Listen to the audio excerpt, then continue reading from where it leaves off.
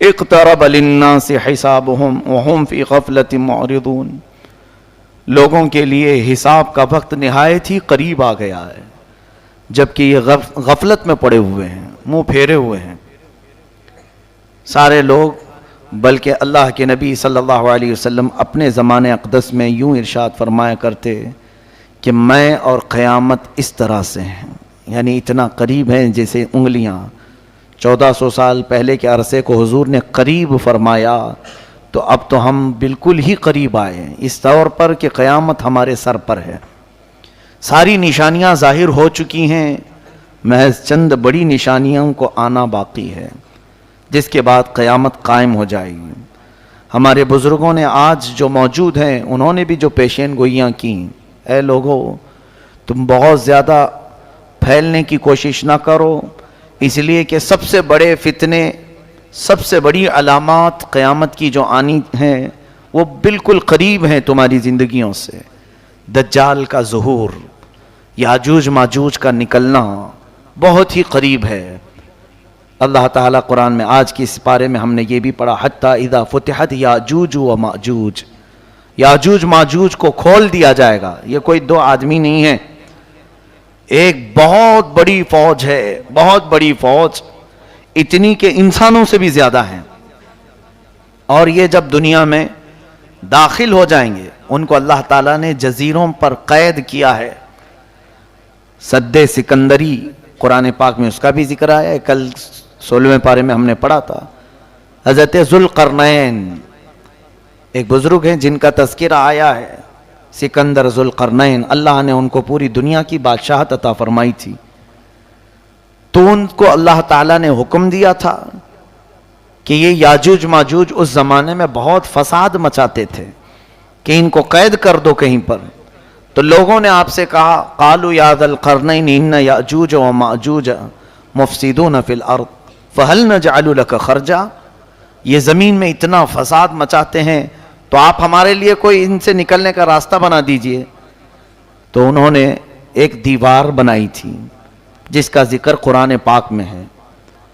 حضرت ذوالقرنین نے سیسا پگھلا کر کے ایک بہت ہی مضبوط دیوار کھینچی۔ وہ دیوار کہاں ہے اللہ بہتر جانے، ہمیں قرآن نے اتنا کہا ہے کہ انہوں نے دیوار میں انہیں قید کیا۔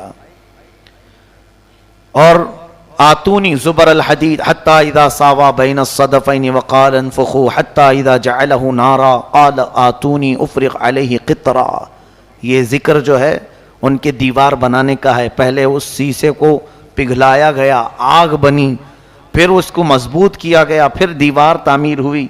اب وہ یاجوج ماجوج کی جو فوج ہے انہیں قید کر دیا گیا۔ حدیث پاک میں ہے وہ روزانہ دیوار کو توڑنے کی کوشش کرتے رہتے ہیں، پوری رات بھر دیوار کو چاٹتے ہیں یہاں تک کہ وہ تھوڑی باقی رہ جاتی ہے۔ تو تھوڑی باقی رہتی ہے، صبح کے وقت وہ تھک جاتے ہیں اور کہتے ہیں چلو باقی کا کل کر لیں گے، یہ کل نکل جائے گی۔ وہ جیسے ہی واپس آتے ہیں اللہ تعالیٰ اس دیوار کو جیسی تھی ویسی بنا دیتا ہے، روز کا معمول ان کا ہے۔ اور پھر فرمایا گیا کہ اخیر میں وہ یہ کہیں گے، پوری دیوار کو چاٹتے چاٹتے یا توڑتے توڑتے قریب کو پہنچ جائیں گے، تب وہ یوں کہیں گے انشاءاللہ کل تو ختم ہو ہی جائے گی، اللہ نے چاہا تو وہ جس دن وہ کہیں گے تو پھر وہ دیوار ٹوٹ جائے گی، انشاءاللہ کا استعمال کریں گے۔ اس کے بعد دیوار جب ٹوٹے گی تو وہ پوری فوج داخل ہوگی پوری دنیا میں، اور وہ اتنا فساد مچائیں گے کہ ہر چیز کو کھائیں گے، ہر چیز کو، یعنی ان کے لیے کوئی کھانے کی چیزیں مخصوص نہیں، پوری کھیتیاں چر جائیں گے، پورے مویشی جانور چبا جائیں گے، استعمال کرنے والی چیزیں کھا جائیں گے، لکڑیاں کھا جائیں گے، کوئی چیز باقی نہیں چھوڑیں گے، سب چیزیں کھائیں گے۔ وہ ایک بہت بڑا فتنہ ہوگا قیامت سے پہلے، پھر اللہ تبارک و تعالیٰ انہیں ہلاک فرمائے گا۔ دجال کا ظاہر ہونا بہت ہی قریب ہے۔ دجال، کانا دجال جس کو کہتے ہیں، اس کی ایک آنکھ ہوگی، اس کی پیشانی پر کاف رے لکھا ہوگا، وہ صرف اہل ایمان دیکھیں گے، جن کے اندر ایمان ہے انہیں نظر آ جائے گا اس کی پیشانی پر کیا لکھا ہے، کافر لکھا ہوا ہے، اور جو منافق ہیں وہ اسے نہیں پہچان پائیں گے۔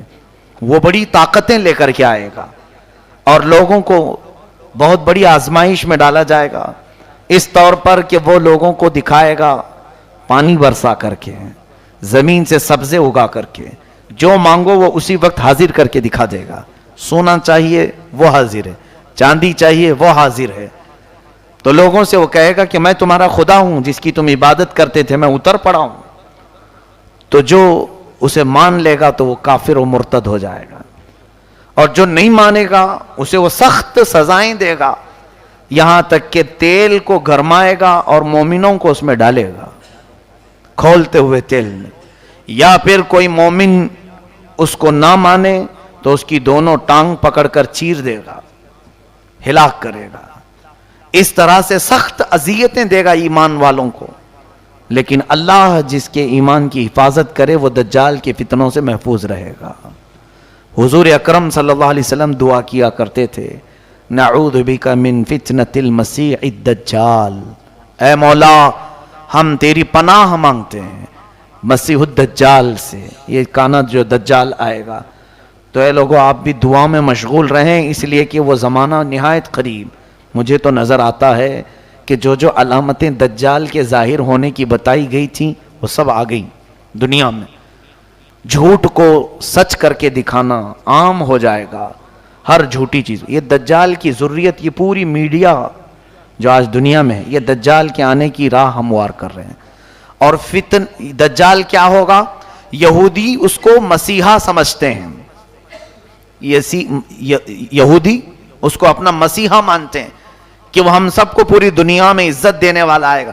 تو دجال کے آنے کے لیے یہودی پوری فیلڈ ہموار کر رہے ہیں، جگہ جگہ جو تمام چیزوں کا قبضہ، پورے سونے پر ان کا قبضہ ہے آج، جیولری، گولڈ، اتنے تعداد میں یہ جمع کرتے جا رہے ہیں، کیونکہ یہ دجال کے کام آنے کے لیے، اور دجال ان کے لیے مسیحا ہے، بظاہر مسیحا۔ وہ یوں سمجھتے ہیں کہ ہمیں جنت دلانے والا آنے والا ہے۔ دیکھا نہیں آپ نے، یہودی اکثر چیزوں میں، اپنے برانڈ میں یا اپنے لوگوں میں ایک آنکھ کا استعمال کرتے ہیں، وہ ایک آنکھ کا استعمال دجال کی علامات ہیں۔ وہ دجال کی پوجا بھی کرتے ہیں، عبادت بھی کرتے ہیں، اور اس کے آنے کی دعائیں کر رہے ہیں آج پوری دنیا میں۔ سال میں پورا اجتماع ہوتا ہے یہودیوں کا، اور وہ بار بار دعا کرتے ہیں کہ وہ جلدی سے آ جائے۔ تو یہ یہودی پوری اس کی فوج تیار ہے آج، سارا یعنی فیلڈ تیار کر دی گئی۔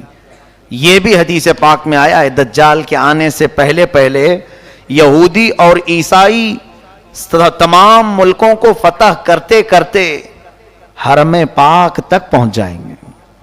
حرمین طیبین چھوڑ کر، مکہ مکرمہ اور مدینہ طیبہ چھوڑ کر تقریباً پوری دنیا پر یہ قبضہ کر لیں گے۔ یہ حدیث پاک میں یہ ہو کے رہے گا، اور یہ پہنچ گئے، آج عرب میں بھی پہنچ گئے۔ آج عرب کے تمام ایئرپورٹ، سعودی عرب، اصل میں اس کو سعودی کہنا مناسب نہیں سمجھتا، وہ عرب شریف تھا، ان ظالموں نے اس کو سعودی بنایا ہے، پہلے نہیں تھا یہ سعودی، اس کو انہوں نے اپنے خاندانی نام سے ملک کو تجویز کیا ہے۔ وہ عرب ہے، حجاز ہے حضور کے زمانے کا۔ وہاں اب تقریباً سیکورٹی کے تمام معاملات بادشاہوں نے اب اسرائیل کو دے دیا ہے، یہودیوں کو دے دیا ہے۔ حتیٰ کہ ابھی نئی خبر یہ بھی ملنے کو آ رہی ہے کہ حج اور عمرے کے تمام انتظامات اسرائیلی کمپنی کو دیے جانے والے ہیں، یعنی وہ بہتر سے بہتر سیکورٹی فراہم کریں گے۔ کتنے سالوں سے، کئی 100 سالوں سے اسرائیل کا اور عرب کا کوئی تعلق نہیں تھا، سفارتی تعلق نہیں تھا۔ ابھی جا کر کے یہ تعلق بھی قائم ہونا شروع ہوا کہ براہ راست سعودی عرب سے پروازیں، طیارے، پلین اسرائیل جا سکتے ہیں، آ سکتے ہیں۔ یہ ساری چیزیں ہموار ہو گئیں، ان کی تمام دوستی کھل کر کے آ گئی اب، یعنی یہ یہود کو عرب میں داخل کرنے کے تمام راستے پیدا کر چکے ہیں۔ کیا یہ علامات نہیں؟ حضور صلی اللہ علیہ وسلم کی حدیثیں پڑھو، دجال کے آنے کی اور کیا علامات ہیں؟ فرمایا عرب جب کثرت سے گناہ میں مبتلا ہو جائیں گے، کثرت الخبث، یعنی خباثت عام ہو جائے گی۔ اسی کی تو ایک کڑی ہے کہ اب عرب میں بیچ بننے جا رہے ہیں، سینما تھیٹر کھلنے جا رہے ہیں، جوے کے اڈے اوپن ہو رہے ہیں. یہ میرے آقا نے فرما دیا تھا عرب جو ہے خباثت میں مشغول ہو جائیں گے، علل اعلان برائیوں. پہلے سے تو تھی ان کے اندر لیکن اب کھل کر کے. یہ دجال کے آنے کی بڑی بڑی علامتیں ہیں. دریائے تبری جس کے متعلق یہ فرمایا گیا اس کا پانی سوکھ جائے گا تب دجال آ جائے گا. ابھی ہم نے رپورٹ میں دیکھا ہے کہ 2 یا 2.5 فٹ پانی اس میں بچ گیا ہے دریائے تبری میں. یہ تمام چیزیں اتنی قریب ہیں اور میرا مولا فرماتا ہے اقترب للناس حسابهم وهم فی غفلۃ. بہت ہی قریب آ گیا ہے لوگوں کے حساب کا وقت جبکہ یہ غفلت میں پڑے ہوئے ہیں. ایسا لگتا ہے کہ کچھ حساب دینا ہی نہیں ہے. قیامت کے آنے کے آثار تمہارے لیے سب چیزیں جو میرے آقا نے فرمایا سب کھل کر کے آنے لگیں. پھر کیوں ہم واپس جانے کی انتظار میں نہیں؟ اپنے لیے تیاریاں. آج دیکھیں بچہ بچہ گھر میں اپنے ماں باپ سے ایک چیز پوچھتا ہے عید کے میرے جوڑے کون سے ہیں. ماں باپ یا پھر تقریباً آج اکثر لوگوں کو آپ کسی مارکیٹ میں ہی دیکھیں گے سارے بازار بھرے ہوئے ہیں آج. کیوں؟ عید کی خریداری ہے. عید میں پہننا تو ہے میاں، ابھی عید تو 15-20 دن باقی ہے لیکن تیاری اب سے شروع ہے. ٹیلروں کے پاس جانا اور پھر اپنے سجنے سنورنے کے سامان لینا، یہ سب چیزیں ہو چکی. تقریباً عید آنے سے پہلے پہلے سب کے کپڑے تیار ہیں. گھر میں کیا بننا ہے یہ بھی تیار ہے، گھر میں کیسے سجاوٹ ہوگی یہ بھی تیار ہے، سب تیار ہے. ایک دن کی عید کے لیے ہم مہینہ بھر سے تیاریاں کر رہے ہیں. میرے عزیزو قیامت میں مولا کے حضور کھڑے ہونے کی کیا تیاری کی؟ کون کون سی تیاریاں ہمارے پاس؟ کبھی اپنے بچوں کو سکھایا کہ بیٹا وہاں رب تعالیٰ تو تجھے ننگا کر دے گا، تو کیا پہنے گا؟ قرآن پڑھا، اپنے لیے کچھ رکھا؟ کہیں تمہاری کوئی چوپڑی میں چھوٹی سی نوٹ بک میں لکھا ہوا ہے کہ میں نے اپنی زندگی میں اتنے ختم قرآن کیے ہیں، اتنی تسبیحات پڑھے ہیں، اتنے ذکر کیے ہیں؟ یا پھر کوئی تو چیزیں ایسی لکھ کر کے رکھو کہ رب تبارک و تعالیٰ کے حضور اگر پوچھا جائے تو یہ پیش کر دوں گا. ہم تو اندھا دھند جی رہے ہیں، ہم کو تو کوئی خبر ہی نہیں. باقی سب ہم جوڑے گنتے ہیں، ہر چیز کی تمام ہم کو حساب کتاب سب معلوم ہے. کس دن کیا بنے گا، کس دن کیا سجایا جائے گا، کس دن کیا پہنا جائے گا. میرے عزیزو یہ غفلت کی زندگی ہمارے لیے بہت ہی خطرناک ہے. مسلمان کی زندگی ایسی نہیں ہونی چاہیے. کفار و مشرکین اگر ایسے جیتے ہیں تو ان کے لیے تو اللہ نے جہنم تیار کیا ہے. اللہ فرماتا اعدت للکافرین، میں نے جہنم کو کافروں کے لیے تیار کیا ہے. تم کیوں اس کی تیاری کر رہے ہو؟ فاتقوا النار التي وقودها الناس والحجارة اعدت للکافرین، اس جہنم کی آگ سے ڈرو جس کا ایندھن میں نے انسانوں کو اور پتھروں کو بنایا. لیکن وہ جہنم کس کے لیے ہے؟ اے لوگو، کافروں کے لیے. تم خوش نصیب ہو، اللہ نے تمہارے لیے کہیں پر بھی قرآن میں ایک جگہ بھی نہیں فرمایا کہ جہنم ہے، بلکہ سب جگہ تمہارے لیے فرمایا ان الذین آمنوا وعملوا الصالحات کانت لہم جنات الفردوس نزلا. جو ایمان لائے ہیں، عمل صالح کیے ہیں، اے لوگوں، ان کی مہمان نوازی کے لیے تو میں نے جنت الفردوس بنایا ہے. ایک جگہ نہیں، ہر پارے میں تمہیں ملے گا جنات تجری من تحتها الانہار خالدین فیہا. ایسی تمہارے لیے جنتیں میں نے بنائی ہیں، باغیچے ہیں جس میں نہریں بہ رہی ہیں، جو جائے گا اس میں ہمیشہ رہے گا. لیکن بندہ ہے کہ وہ مولا کی سجائی ہوئی جنت کو لینے کی تیاری کرنا نہیں چاہتا. کافروں کے کام اچھے لگتے ہیں، یہود و نصارہ کے عمل پسند ہیں. ہماری پوری قوم کو ان کی ایکٹیویٹیز میں دلچسپی ہے، ان کے کیریکٹر کو دل سے لگانے کو پسند کرتے ہیں. باقی رہی بات مصطفیٰ کریم صلی اللہ علیہ وسلم نے جو اخلاق کریمانہ دیے تھے، اور اسی لیے سچ فرمایا تھا میرے آقا نے، دنیا میں ایسے جیو جیسے مسافر رہتا ہے، بہت جلدی تم چلے جاؤ گے یہاں سے، اور ہمیشہ کی زندگی کو کیوں یہ چھوٹی سی زندگی پر قربان کرتے ہو؟ یہاں جتنا بھی عیش کرو گے عارضی ہوگا، ٹیمپرری ہوگا. ارے دیکھتے نہیں یہاں کپڑے بھی پرانے ہوتے ہیں، دیکھتے نہیں یہاں پر چیزیں بھی پرانی ہو جاتی ہیں، بہت جلدی پرانی ہوتی ہیں. اور تم دیکھتے دیکھتے ابھی تمہاری جو جوانی ہے وہ جھریوں میں بدل جائے گی. ابھی چہرے پر رنکلز آنے شروع ہو جائیں گے، دانت جھڑنے شروع ہوں گے، بال سفید ہونے لگیں، کمر جھکنے لگے گی. دنیا کا تو قرار ہے ہی نہیں کسی چیز پر.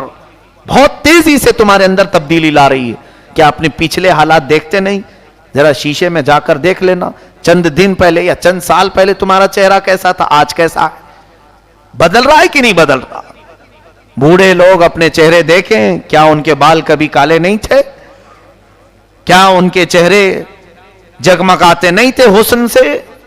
بہت جلدی تمہارے چہروں پر بھی جھریاں آ گئیں، بدل گئے. تو کیوں یہ نہیں سمجھتے کہ یہاں کی کوئی چیز میں قرار ہے ہی نہیں، پائیداری ہے ہی نہیں. بہت تیزی سے دنیا ہماری ساری چیزیں بدل دیتی. لیکن مولا فرماتا ہے جس کو میں نے جنتی لباس پہنایا وہ کبھی پرانا نہیں ہوگا. جنتی جو بھی اندر جائے گا وہ کبھی بوڑھا نہیں ہوگا. جو جوان ہے جوان ہی ہمیشہ کے لیے. وہ پائیداری ہے، اس کے اندر استقرار ہے، قرار ہے. ان تمام چیزوں کو چھوڑ کر بندہ اپنی غفلت میں جی رہا ہے. اسے مختصر سا عیش چاہیے. خیر، اللہ ہمیں دنیا کی مکاریوں اور عیاریوں سے بچائے. بس دنیا سے اتنا لے لو جتنا جینے کے کام آ جائے، اتنا حاصل کر لو جتنا یہاں سے زندگی گزر جائے. لوگوں کے سامنے ہاتھ پھیلانا نہ پڑے، اللہ اپنا محتاج بنائے رکھے، بس اتنی زندگی گزار لو. باقی رہی بات بہت زیادہ پھیلنے کی تو جنت میں پھیلا لو، وہاں زیادہ سے زیادہ پھیلا لو جتنا ہو سکتا ہے. تم کثرت سے دعا کرو. حدیث پاک میں ہے تمہیں ملے نہ ملے دنیا میں دعائیں، قیامت کے دن پہاڑوں کے برابر نیکیاں اسے دی جائیں گی. پوچھے گا بندہ یہ کہاں سے مولا، میں تو اتنی نیکیاں کیا نہیں تھا. رب تعالیٰ فرمائے گا اے بندے تو دنیا میں روز مجھ سے مانگتا تھا، میں نے تجھے دیا نہیں، وہ سب یہاں کے لیے جمع کر رکھا تھا. بندہ کہتا ہے کاش میری دنیا میں تو کوئی دعا قبول نہیں کرتا، کوئی نہیں قبول کرتا، سب یہاں کے لیے رکھتا. تو آج تو میں فخر سے جنت میں سب کو بتاتا کہ میں سب سے زیادہ نیکیاں جمع کیا ہوں.